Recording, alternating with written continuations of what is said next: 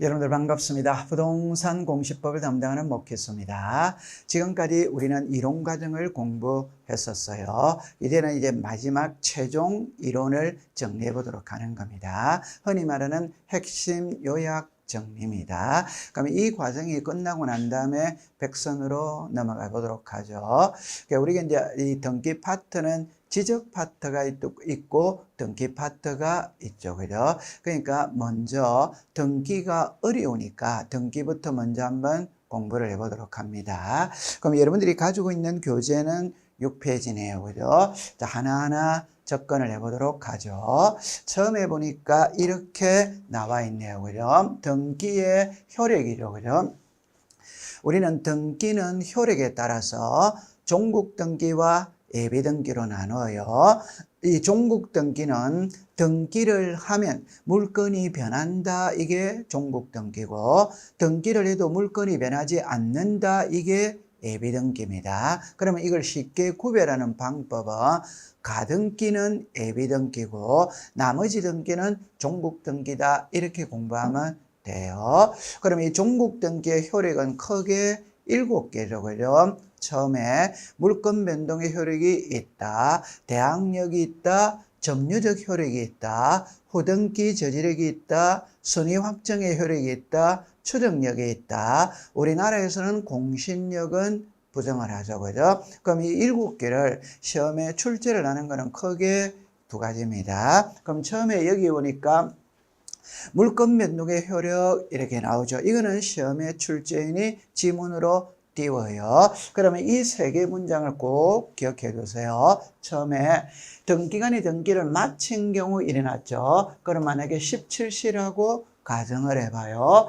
그 등기는 접수한 때부터 이건 10시라고 가정을 해봐요. 그 말은 제가 10시에 등기를 신청했습니다. 등기가 끝나는 것은 17시예요. 그럼 17시에 등기가 끝나면 소급해서 10시부터 물건이 변한 걸로 본다. 이거는 지문으로 띄워요. 그러면 여기서 접수한 때가 언제냐? 이게 전산정보 처리록에 저장된 때입니다. 따라서 이 용어를 쓰든 틀린 지문이 아니에요. 그러면 이걸 합친 글자가 3번에 보면 등기관이 등기를 마친 경우 전산정보 처리록에 저장된 때 이게 접수된 때거든. 그러니까 이 용어를 접수된 때라는 표현을 써도 되고 전산정보 처리록에 저장된 때부터 효력이 발생한데도 되는 거예요. 그래서 동그라미 1, 2, 3은 출제인이 시험에 지문으로 띄웁니다.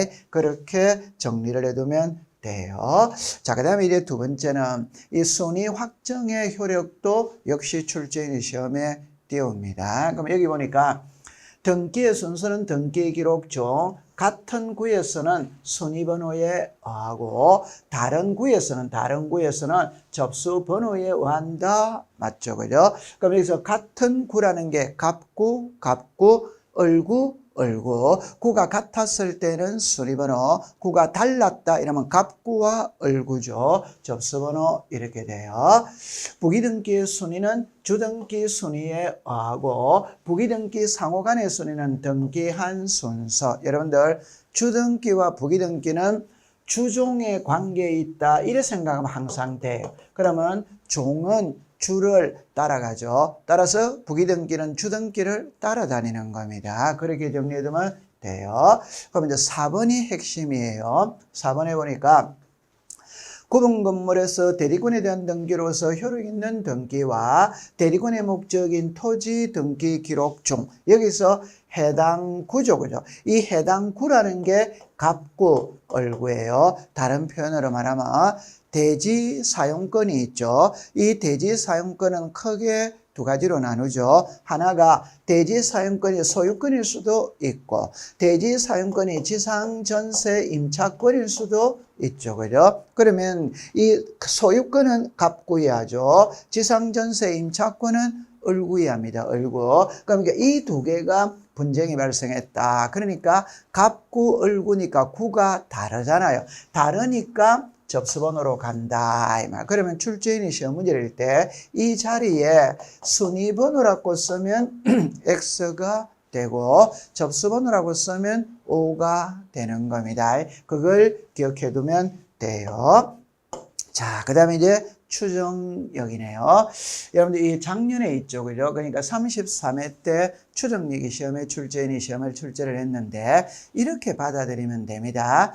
추정은 추측하는 겁니다. 그러면 출제인이 물을 때는 추정력이 있냐 없냐 OX를 묻는 거예요. 그러면 이 추정력은 갑구, 을구에서만 인정을 하죠. 표제부에는 추정력이 없죠.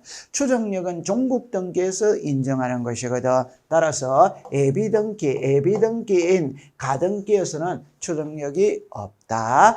등기 원인의 추정력이 있다. 비담보 채권의 추정력이 있다. 권리변동의 당사자 사이에 추정력이 있다. 전 소유자에게도 추정력이 있다. 그러나 사망한 자는 죽은 자잖아요. 그럼 작년에 시험에 답이 이거였어요. 그럼 사망한 자 이름으로 등기가 돼 있다면 그 사람을 소유자로 추정할 수 있냐? 당연히 안 되죠. 그죠? 그래서 이게 답이었어요.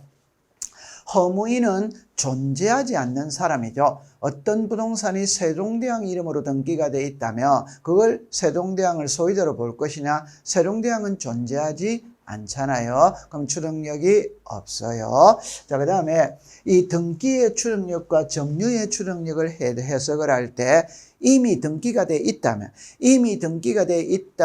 등기된 사람을 소유자로 추정하는 거지 점유하고 있는 사람을 소유자로 추정하는 것은 아니죠. 그죠? 이렇게 정리를 해두면 돼요.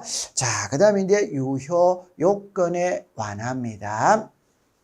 여러분들 법을 배울 때 적법이 있고 위법이 있어요. 적법은 손대는 게 아니죠. 말 그대로 법에 적합하니까 손댈 게 없어요. 위법은 위법한 행위를 저질렀다 이 말. 그럼 위법한 행위를 저질렀다면은 이 정도는 봐주겠다 이게 유효, 봐줄 수 없다 이게 무효입니다. 따라서 유효, 무효를 물었을 때는 전제가 위법이 깔려 있는 거예요. 적법이 깔려 있는 게 아니에요. 그러면 모두 생략 등기 있죠. 그러니까 여러분들 이게 유효다 이러는. 그럼 여러분들 그냥 간단하게 갑이 있고 을이 있고 자, 이 부동산이 있어요. 갑이라는 사람이 새 집을 지었다면은 대상은 만들었어요. 등기부는 안 만들었어요. 미등기입니다. 미등기. 이걸 을에게 매매를 했다. 그러면 갑은 자기 명의로 보존등기를 하고 을에게 소유권을 이전하면 아무 문제가 없어요. 그런데 이제 이렇게 합니다. 을의 명의로 소유권 보존등기를 신청할 수 있다 없다로 물으면 없답니다. 없다. 없는데 해버렸어요. 그럼 여러분들 보세요. 이 등기부상의 소유자가 누굽니까?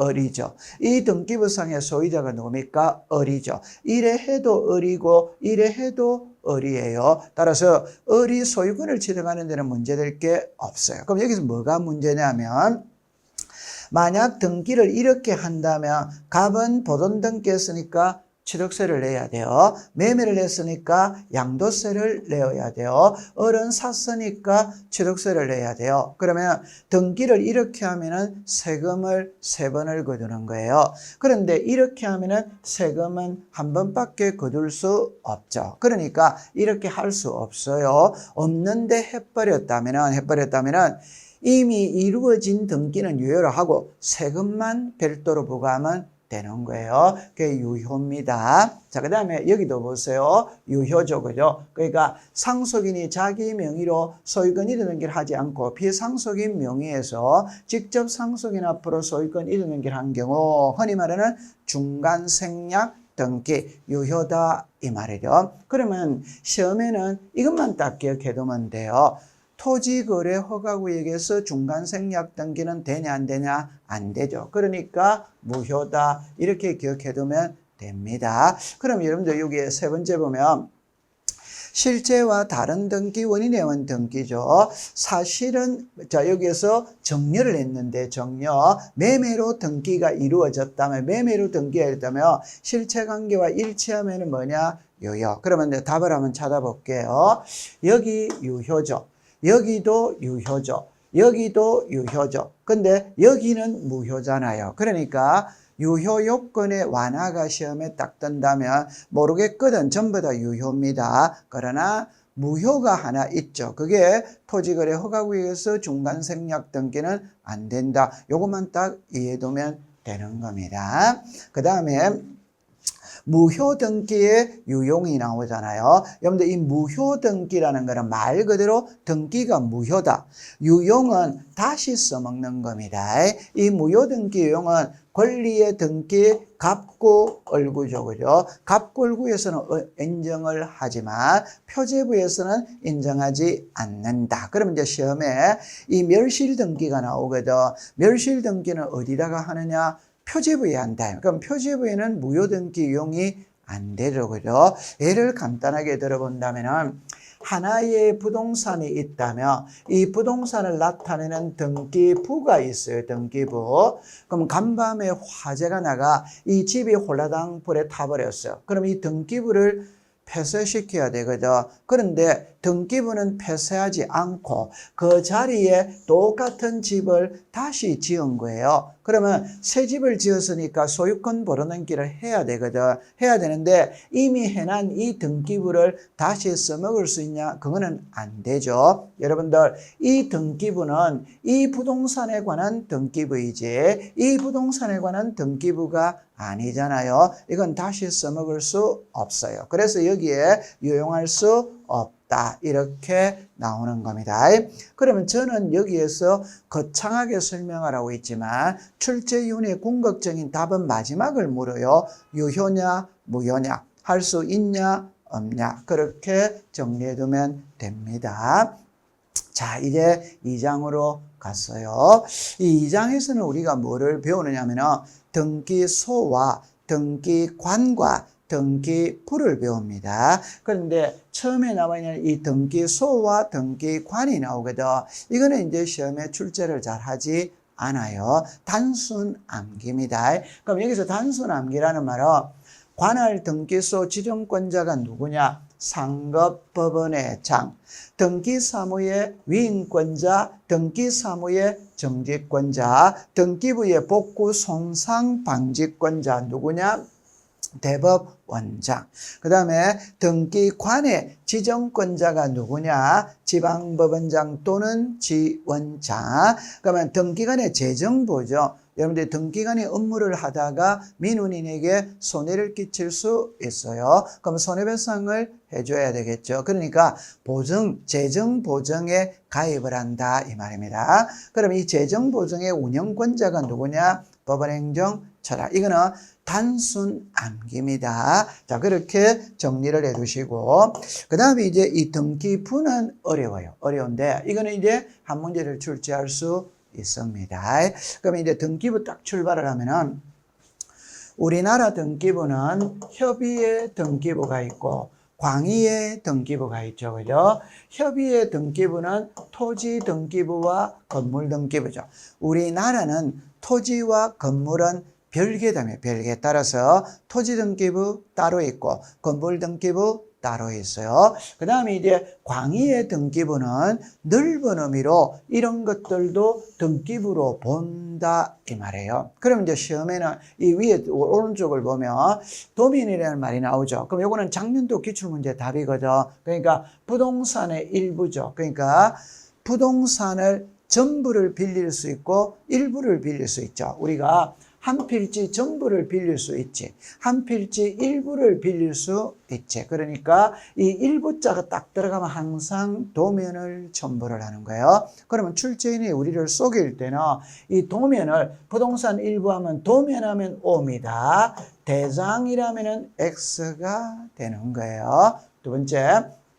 신탁 원부죠. 그죠? 그러니까 신탁 등기를 할 때는 신탁 원부를 작성을 하는데 핵심은 이거예요. 부동산을 1개 맡길 수도 있고 10개 맡길 수도 있다. 그러면 이 신탁 원부는 부동산이 10개라면 신탁 원부도 10개를 작성해야 돼요. 그래서 부동산마다 별개의 신탁 원부입니다. 나중에 여러분들이 가면 뭐가 나오느냐 하면 신청 정보가 나오고 순위번호가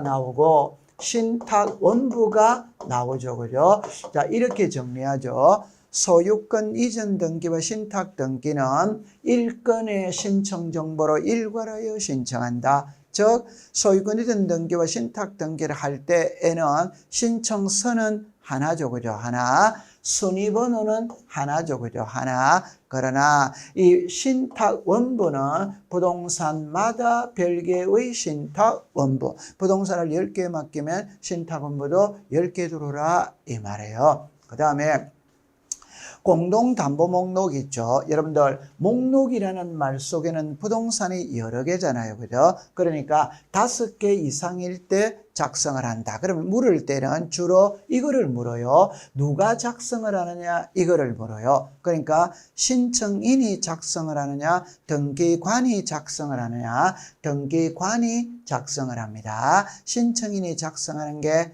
아니죠. 그죠? 그 다음에 여기도 매매 목록이라는 말이 나오죠. 이 매매 목록은 2개 이상일 때 작성을 하는데 1개라 하더라도 수인과 수인, 즉 매도인이 10명이다. 매수인이 10명이다. 이때는 부동산 1개를 매매하더라도 매매 목록을 작성해요. 그럼 여기서 이제 추가시킬 건 이거죠. 우리가 2006년 1월 1일 이후 매매 계약서를 가지고 소유권 이전 등기를 할 때 거래가액을 등기하거든 하는데 매매 목록을 첨부하면 거래가액은 등기하지 않죠. 그죠? 매매 목록을 첨부하지 않았을 때 거래가액을 등기를 하죠. 자, 그렇게 기억해 두시면 돼요. 자, 그 다음에 이제 집합 건물의 등기부가 부담스러워요. 그럼 여러분들 여기서 일단 키를 잡을 때 어떻게 하느냐 하면 이렇게 이야기해 볼게요. 여러분들 집합 건물의 가장 전형적인 예는 아파트 빌딩입니다. 강남대로 양 사이드에 많은 빌딩이 있죠. 그런 게 전부 다 집합 건물이고 잠실 아파트 단지, 반포 자이 아파트 단지 그런 게 전부 다 집합 건물입니다. 그럼 이때 2가지를 꼭 기억합니다. 여기에 토지가 있지. 그 다음에 건물이 있지. 맞죠? 그러면 이 토지이라면 토지 등기부가 있겠죠. 그죠? 그럼 여기 건물이라면 건물 등기부가 있겠죠. 그죠? 이 건물 등기부를 다시 2개로 나누는 거예요. 하나는 일동이 있고 하나는 전유 부분이 있죠. 여러분들 일동이라는 건 이게 일동이고 전유 부분은 이게 전유 부분이잖아요. 그러면 출제인이 시험을 이럴 때 일동과 전유 부분의 차이가 무엇이고 건물 등기부와 토지 등기부의 차이가 무엇이고 이게 핵심으로 잡아야 되는 거예요. 그러면 일단 아파트 등기부가 있다면 일반 등기부도 있죠. 그죠? 그럼 우리가 시험에 출제인이 주로 내는 거는 아파트 등기부를 시험에 출제를 합니다. 그럼 먼저 일반 등기부, 단독주택, 토지 등기부를 먼저 보면서 들어가 보도록 하죠. 그러면 우리나라 등기부는 표제부, 갑구, 을구로 구성이 되어 있죠. 그죠? 이때 출제인이 시험을 낼 때 이 표제부는 토지 등기부의 표제부, 건물 등기부의 표제부, 집합 건물 등기부의 표제부, 표제부는 양식이 다 다르죠. 그죠? 그러나 이 갑구와 을구 양식이 동일하죠. 그죠? 그러면 출제인이 시험을 낼 때 이 표제부와 갑구, 을구의 차이점이 뭐냐? 이걸 일단 시험에 출제를 하는 겁니다. 그럼 여기에 표제부가 있고 여기에 갑구, 을구가 있어요. 그러면 표제부의 1, 2, 3, 4는 표시번호라고 부르죠. 갑구, 을구의 1, 2, 3, 4는 순위번호라고 불러요. 표제부에는 접수연월일을 기록을 하죠. 갑구, 을구에는 접수연월일, 접수번호. 그러면 핵심은 이 접수번호는 갑구, 을구에는 기록을 하지만 표제부에는 접수연월일만 기록을 하고 접수번호는 기록하지 않는다. 이걸 암기해 두시고 그 다음에 근데 이제 중요한 게 이제 이거예요. 자, 이게 나왔죠. 일동의 표제부와 전유 부분의 표제부 이렇게 나왔죠. 그럼 제가 좀 전에 그림으로 그릴 때 이렇게 그렸잖아요. 그죠? 자, 이렇게 있다면 이게 토지가 있고 건물이 있고 이 건물은 일동이 있고 전유 부분이 있다. 이렇게 말을 했죠. 그죠? 그럼 우리 간단하게 보면은 서울특별시 강남구 삼성동 100번지 레미안 아파트 101동 1701호 이렇게 나오죠. 그럼 여기 101동이 이거죠. 그죠? 이거 1701호가 이거죠. 그죠? 그럴 때 아파트는 101동에 표제부가 있고 1701호에 표제부 갑구 을구가 있죠. 그죠? 그러면 갑구 을구는 모양이 다 동일하다고 그랬죠. 표제부는 달라요. 그러면 이 101동의 표제부와 1701호 전유 부분의 표제부의 차이점이 뭐냐? 이걸 시험에 내는 거예요. 그럼 여기서 101동입니다. 여기 1701호 전유 부분이에요. 그러면 자, 대지권의 목적인 토지의 표시는 일동 표제부에 기록을 하고 대지권의 표시는 전유 부분 표제부에 기록을 하죠. 그럼 제가 이렇게 정리합니다. 우리가 집합 건물은 이렇게 말하죠. 일동 건물 전체의 표제부 상단에는 일동 건물을 표시하고 하단에는 대리권의 목적인 토지를 표시하고 전유 부분 표제부 상단에는 전유 부분 건물을 표시하고 하단에는 대지권을 표시한다. 이 두 개를 이해해 두시면 됩니다. 그 다음에 소재 집은 건물의 명칭이 있고 건물 번호가 있죠. 그럼 여기서 여러분들이 보면은 서울특별시 강남구 삼성동이 소재죠. 소재. 100이 지번이죠. 지번. 레미안 아파트가 건물의 명칭이잖아요. 결론은 101동의 소재 지번과 1701호의 소재 지번은 동일하다며. 동일하니까 두 군데 다 쓸 필요가 없어요. 그래서 소재 지번 건물의 명칭은 일동에는 들어가지만 전유 부분에는 들어가지 않는다. 그럼 여기에 번호는 같이 들어가요. 여기서 번호는 101동이 번호고 여기는 1701호가 번호가 되는 겁니다. 그 다음 3번에 보니까 구분 건물 등기일에는 일동 건물이라는 표제부를 두고 전유 부분에는 갑 표제부, 갑구 을구를 둔다. 이게 이 그림이죠. 그죠? 집합 건물은 일동에 대한 표제부를 두고 전유 부분에 표제부, 갑구, 을구. 그래서 집합 건물은 표제부가 두 개죠. 그죠? 두 개. 그렇게 이해를 해두면 돼요. 자, 그 다음에 이제 등기 기록의 표제부를 봅니다. 그러면 이제 우리가 등기부는 표제부, 갑구, 을구입니다. 이때 표제부의 기록사항을 꼭 기억을 해두면 되는 거예요. OX를 정리를 해보도록 할게요. 이랍니다. 등기 기록 표제부에는 부동산 표시를 공시하죠. 이 부동산 표시가 소재, 지번, 지목, 면적, 구조, 종류, 명칭, 번호 이런 것들이죠. 그죠? 그러면 이 표제부는 단독 신청을 하죠. 그럼 표제부의 변동사항은 몇 월 이내에 신청하느냐? 1월. 그럼 여러분들 여기서 소재 지번은 등기관이 직권으로 하는 거죠. 그죠? 여기 나오는 지목, 면적, 구조, 종류 이런 것들은 신청으로 하는 거죠. 그러면 출제인이 물을 때 신청 기간이 어떻게 되느냐? 1월입니다. 그 다음에 표제부는 단독 신청이죠. 단독 신청이라는 말은 권리자 혼자 한다는 거예요. 그 말을 역으로 말하면 의무자는 없다는 겁니다. 따라서 의무자가 없기 때문에 인감을 제출하지 않고 등기필 정보를 제출하지 않아요. 왜? 인감과 등기필 정보는 의무자가 제출하는 것이거든. 그 다음에 네 번째, 이해관계인의 성낙서 이렇게 놨죠. 그러니까 과거에 한 10년 전에 이런 지문이 있었어요. 뭐라고 났냐면 부동산 표시 표제부에는 이해관계인의 성낙의 유무가 문제될 여지가 없다. 이렇게 문제를 했어요. 그러니까 표제부에는 이해관계인의 성낙서라는 말 자체가 존재를 하지 않는다는 겁니다. 이해관계인은 갑구, 을구에서 권리관계에서 쓰는 말이에요. 표제부, 부동산 표시, 사실관계에서는 사용하는 말이 아닙니다. 그래서 이해관계 승낙서가 없어요. 표제부의 1, 2, 3, 4는 표시번호라고 하고 갑골구의 1, 2, 3, 4는 순위번호죠. 따라서 표제부의 표시번호는 표제부에, 순위번호는 표제부에서 쓰는 말이 아니에요. 이 순위번호는 갑구, 얼구에서 쓰는 말이죠. 표제부에는 접수연월일은 기록을 하지만 접수번호는 기록하지 않는다. 자, 지금부터 딱 정리합니다. 표제부에는 가등기할 수 없다. 부기등기할 수 없다. 추정력이 없다. 무효등기 유용할 수 없다. 그래서 표제부 등기의 특징 여기에 나와 있는 7개를 기억해 두시면 문제풀이에 수월해지는 거예요.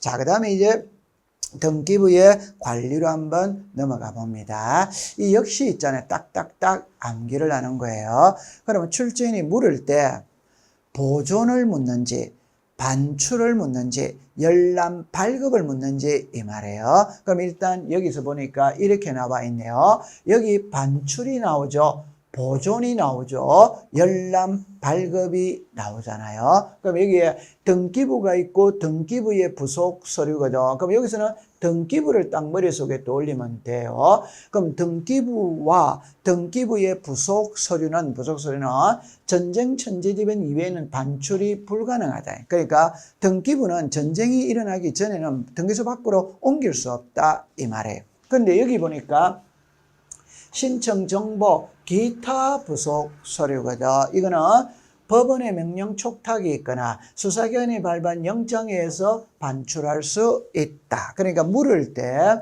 등기부를 묻는지 신청 정보를 묻는지를 구별해 두면 됩니다. 그 다음에 이 등기부는 영원히 보존하는 겁니다. 신청 정보는 5년 보존하죠. 그죠? 그 다음에 손상 방지. 여러분들 등기소 안에 있는 등기부가 분실이 되지 않도록, 멸실이 되지 않도록 방지를 취해야 될 권한이 누구한테 있냐? 이 말이에요. 이거는 이 등기부, 우리가 등기부에 관련되는 거는 전부 다 대법원장이 가지고 있어요. 그런데 대법원장은 우리나라에서 서열이 3등째입니다. 그러니까 대법원장이 아랫사람한테 위임을 해놓는 거예요. 따라서 등기부에 관련된 업무는 법원행정처장에게 위임을 해놓고 신청정보 기타 부속 서류에 관한 업무는 지방법원장에게 위임한다. 그렇게 정리하면 돼요. 그 다음에 이제 여기에 열람 발급입니다. 그럼 열람 발급 이렇게 놓으면 첫 번째, 자, 이거를 제목을 먼저 볼 줄 알아야 돼요.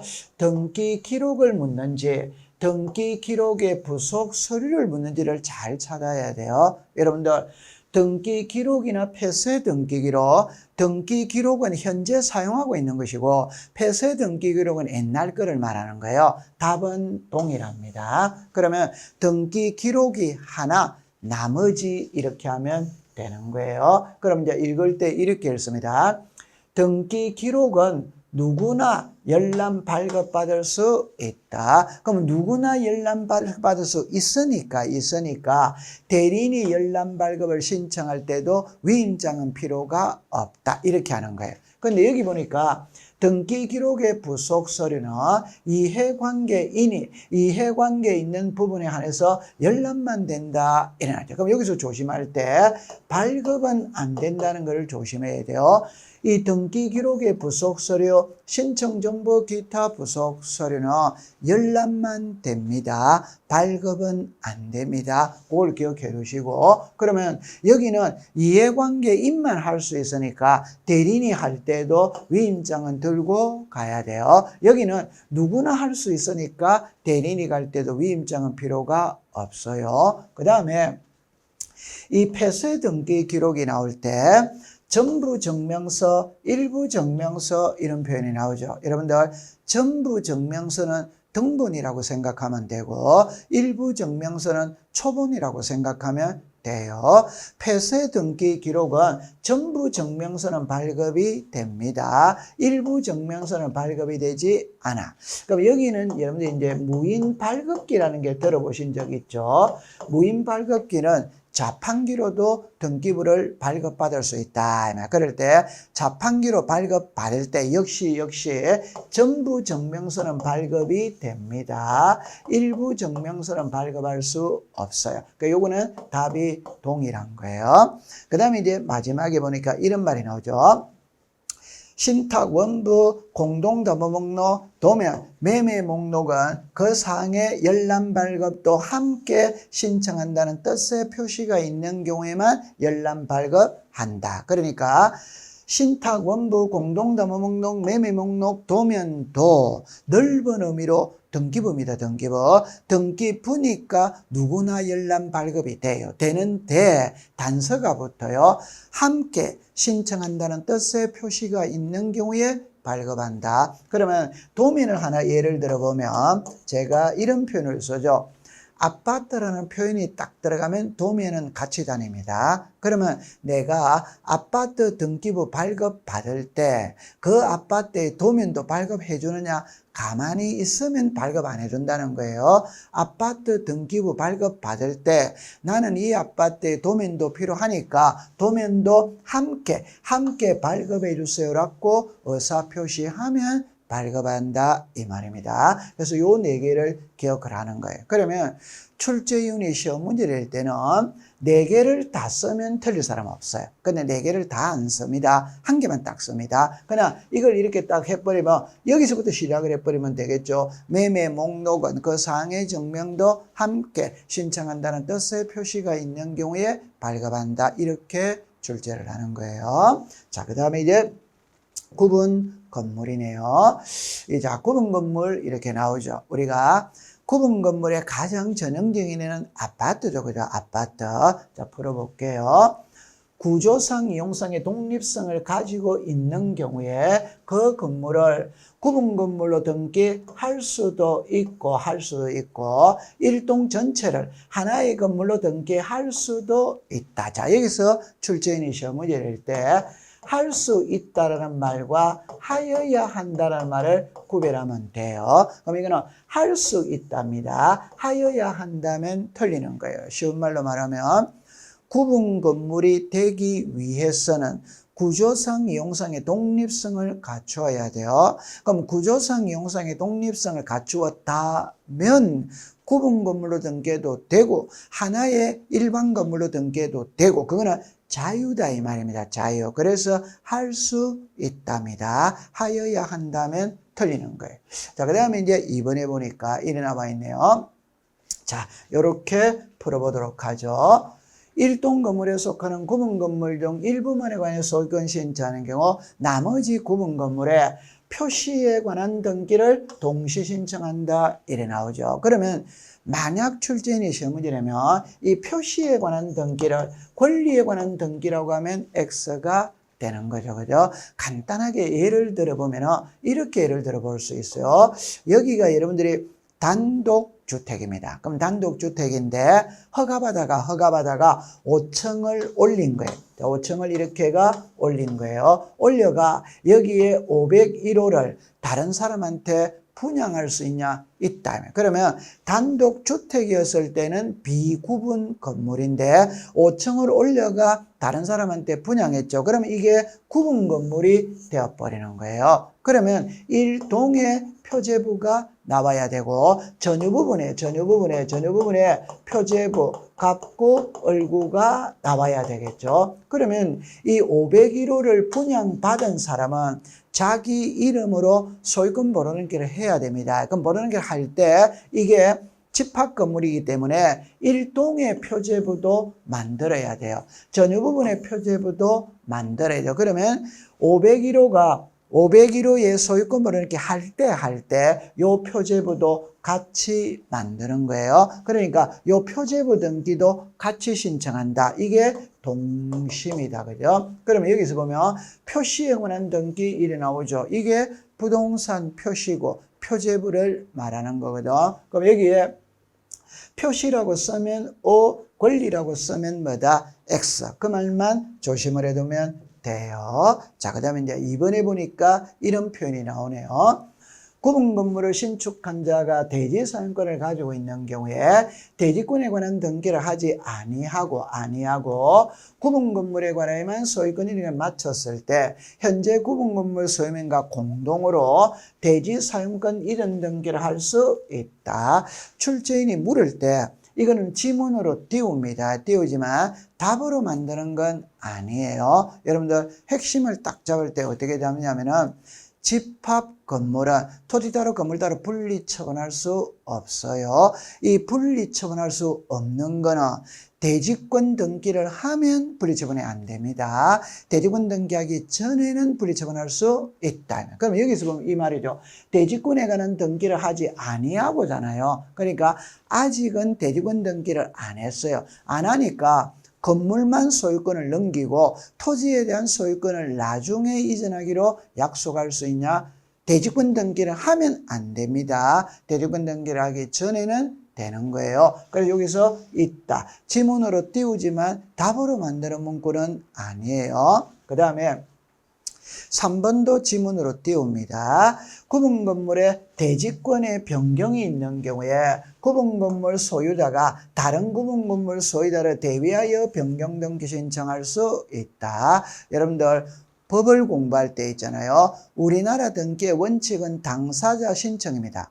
그럼 당사자의 반대가 제3자지. 맞죠? 그럼 제3자가 얼마든지 대신해 줄 수 있다. 이게 대위 신청이잖아요. 그러면 집합 건물을 공부를 딱 할 때는 아파트거든. 아파트는 표제부를 공부를 합니다. 갑골구는 공부하지 않습니다. 왜? 갑구, 을구는 개인 거잖아요. 그러면 갑구, 을구의 변동이 있다면 개인이 가서 하면 돼요. 그런데 아파트의 표제부는 개인 게 아니죠. 공동의 것이에요. 그러니까 아파트의 성질은 개인의 성격이 강하느냐 공동의 성격이 강하느냐 공동이죠. 그러니까 항상 표제부를 시험에 내는 거예요. 그러면 표제부의 변동은 아파트 주민 전체가 가서 변경 등기를 해야 됩니다. 그런데 현실적으로 주민이 전체가 가서 하기가 어렵잖아요. 그러니까 대표자 혼자 가서 대위 신청해 줄 수 있다. 그럼 핵심을 딱 잡을 때 집합 건물은 표제부만 딱 넣으면 전부 다 대위 신청을 하는 겁니다. 대위 신청. 주민 대표자가 가는 거예요. 두 번째. 여러분들이 이해관계인이라는 말이 있죠. 이해관계인은 불이익을 보는 쪽이거든.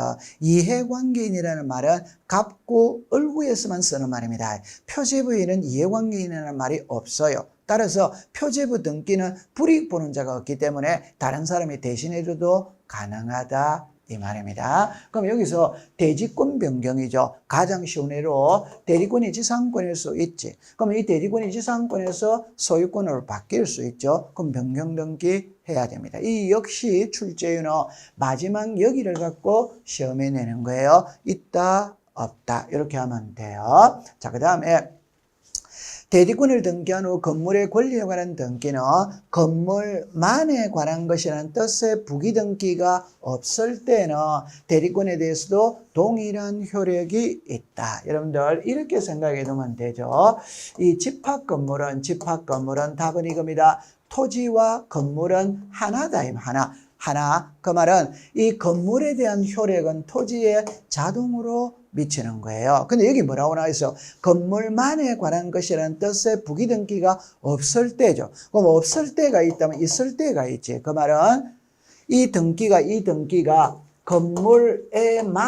건물에만이라는 표시가 있다면 그 건물에 대한 효력은 토지에는 미치지 않지. 그런데 건물에만이라는 표시가 없다면 그 건물에 대한 효력은 토지에 대해서도 동일한 효력이 있다. 역시 이것도 지문으로 띄웁니다. 띄우는데 답으로 만드는 문구는 아니에요. 그냥 핵심은 이렇게 합니다. 동일한 효력이 있다. 이렇게 문제를 내는 거예요. 자, 그 다음에 이제 대지권 등기네요. 그죠? 여러분들 여기서 키를 딱 잡을 때 대지권 등기는 2번 한다 이게 나와요. 우리 공시법 시간에 등기를 2번 하는 건 2개죠. 지역권 등기를 2번 하고 대지권 등기를 2번을 하는 거라. 그럼 여기서 보면 이렇게 나와 있죠. 대지권 등기냐 대지권이라는 뜻의 등기냐 이걸 구별해야 돼요. 그러면 대지권 등기는 건물등기부 표제부에 단독 신청한다. 이런 표제부는 단독이죠. 그죠? 그러나 대지권이라는 뜻의 등기는 토지 등기부 해당 구 여기서 해당 구가 갑구 을구죠. 그죠? 을구 등기관이 뭘 하느냐 직관 꼭 구별해야 돼요. 그럼 시험에는 위가 중요한 게 아니고 아래가 더 중요합니다. 정리를 하면 대지권 등기는 건물등기부 표제부에 단독 신청한다. 대리권이라는 뜻의 등기는 토지등기부 해당 구에 등기관이 직권으로 한다고 기억해둬야 되죠. 그 다음에 이제 분리처분인데 자 이렇게 옵니다. 먼저 들어갈 때는 이렇게 딱 정리하면 되죠. 단독주택은 여러분들 이렇게 보죠. 이 단독주택이 있어요. 그럼 여기에 집합건물이 있어요. 집합건물이 있어요. 답은 간단하게 이렇게 생각하세요. 단독주택은 토지 따로 건물 따로 매매가 되죠. 그죠? 그러나 집합건물은 여기에 토지 따로 건물 따로 매매가 되지 뭐다 않는다. 그럼 만약에 요 1701호에 사는 사람을 갑이라고 봐요. 그러면 갑은 이 토지에 대해서 대지 사용권을 가지고 있죠. 이 대지 사용권은 일반적으로 소유권이죠. 소유권. 그럼 이 소유권은 여기에 사는 사람이 이 땅을 공동 소유하죠. 공동 소유하니까 지분이 있을 거예요. 지분. 그럼 지분이 만약에 5000분의 77이다. 그 말은 이 땅의 면적은 5000이고 그중에 1701호가 77만큼 지분을 가지고 있다. 이해됩니다. 이때 이 1701호 소유자 갑이 1701호를 을에게 매매하면 갑이 갖고 있던 이 지분도 을에게 같이 가야 되는 것이죠. 따로 갈 수는 없어요. 그 말을 문자로 말하면 건물만 소유권이 전할 수는 없다. 토지만 소유권이 전할 수는 없다. 건물만 저당권을 설정할 수 없다. 그 말은 1701호에 저당권이 들어오면 이 지분에도 자동으로 저당권이 들어가죠. 그래서 분리처분할 수 없는 거죠. 그럼 여기 보면 이리 났죠. 토지 소유권이 대리권일 때 이렇게 나왔죠. 토지만 소유권이 전할 수 없다. 저당권할 수 없다. 그 밖에 여기에 가압류 들어올 수 없다. 그러면 건물만 소유권이 저당권 그 밖에 요게 가압류죠. 그러니까 좀 전에 이야기할 때 이 1701호만 매매 안 됩니다. 1701호만 저당권 안 되죠. 요 지분만 소유권이죠. 지분만 저당권, 지분만 가압류 안 되는 거예요. 자, 그런데 밑에 보니까 대리권이 등기된 구분이 된 게 토지만 지상권, 전세권, 임차권을 할 수 있다. 이 말은 여기에 아파트가 있다면 여기에 토지가 있죠. 토지가 있다면 이 아파트 주민들이 이 토지를 사용하는 데 불편함이 없는 한도 내에서 이것만큼 다른 사람한테 빌려줄 수 있냐? 그럼 빌려주면서 지상권을 설정할 수 있냐 이 말입니다. 있죠. 땅을 빌려줬다고 해서 소유자가 변하는 것은 아니죠. 그죠? 그래서 토지에 지상권, 지역권, 전세권, 임차권은 설정할 수 있다. 이렇게 정리를 해두면 돼요. 그래서 우리가 기본서로 치면 1장, 2장을 공부를 했어요. 이 1장, 2장은 시험에 출제할 확률은 2년에 한 문제를 출제를 합니다. 출제 빈도가 높은 부분은 아니에요. 그렇게 정리해두면 돼요.